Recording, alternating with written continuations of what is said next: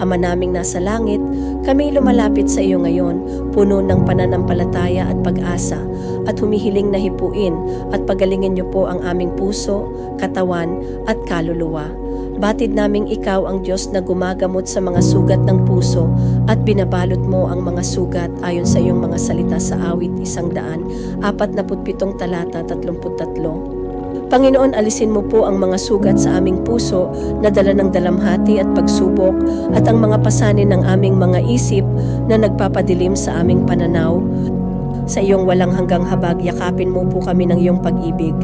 Bigyan mo po kami ng lakas upang harapin ang bawat araw, kapanatagan upang tanggapin ang iyong kalooban, at pag-asa upang maniwala sa iyong pangakong pagpapagaling. Gabayan mo ang mga manggagamot, ang aming mga pamilya at mga kaibigan na kasama natin sa paglalakbay na ito. O Diyos ng kagalingan, hayaang dumaloy ang iyong kapangyarihan sa aming buhay na parang ilog na nagbibigay buhay sa tuyong lupa. Itanim sa aming mga puso ang iyong kapayapaan at gawin kaming mga saksi ng iyong kabutihan at pag-ibig.